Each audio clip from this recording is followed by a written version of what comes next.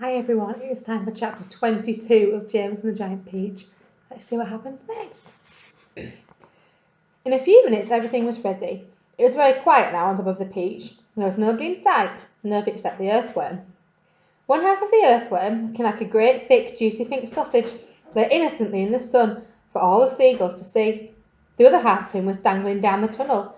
James was crouching close beside the earthworm in the tunnel entrance, just below the surface, waiting for the first seagull.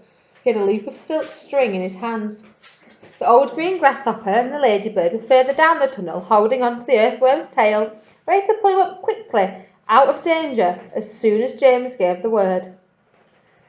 And far below, in the great stone of the peach, the glowworm was lighting up the room so that the two spinners, the silkworm and the spider, could see what they were doing.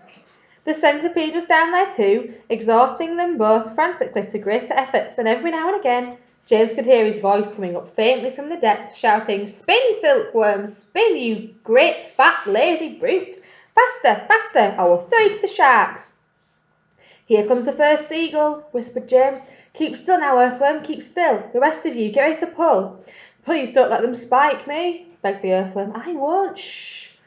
Out of the corner of one eye, James watched the seagull as it came swooping down towards the earthworm. Then suddenly it was so close that he could see its small black eyes and its curved beak, and the beak was open, ready to grab a nice piece of flesh out of the earthworm's back. "Pull!" shouted James. The old green grasshopper and the ladybird gave the earthworm's tail an enormous tug, and like magic the earthworm disappeared into the tunnel. At the same time up went James's hand, and the seagull flew right into the loop of silk he was holding on to. The loop, which had been cleverly made, tightened just the right amount, but not too much, around its neck, and the seagull was captured. "Hooray!" shouted the old green grasshopper, peering out of the tunnel. "Well done, James!" Up flew the seagull with James playing out the silk string as it went. He gave it about 50 yards, then he tied the string to the stem of the peach. "Next one!" he shouted, jumping back into the tunnel. "Up you get again, earthworm. Bring up some more silk, centipede."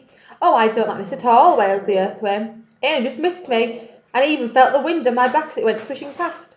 "Shh," whispered James. "Keep still, here comes another one." So they did it again and again and again and again, and the seagulls kept coming, and James caught them one after the other and tethered them to the peach stem. 100 seagulls, he shouted, wiping the sweat from his face. "Keep going," they cried. "Keep going, James." 200 seagulls, 300 seagulls, 400 seagulls. The sharks, as though sensing that they were in danger of losing their prey, were hurling themselves at the peach more furiously than ever, and the peach was sinking lower and lower still in the water. 500 seagulls, James shouted. "Silkworm says she's running out of silk," yelled the centipede from below. "She says she can't keep it up much longer, nor can Miss Spider. Tell them they've got to," James answered. "They can't stop now." "We're lifting," somebody shouted. "No, we're not. I felt it. Put another seagull, quick." "Quiet, everyone, quiet. Here's one coming now." This was the 501st seagull, and the moment that James caught it and threw it to the stem with all the others, the whole enormous peach suddenly started rising up slowly out of the water. "Look out, here we go, hold on, boys." But then it stopped, and there it hung. It hovered and swayed, but it went no higher. The bottom of it was just touching the water.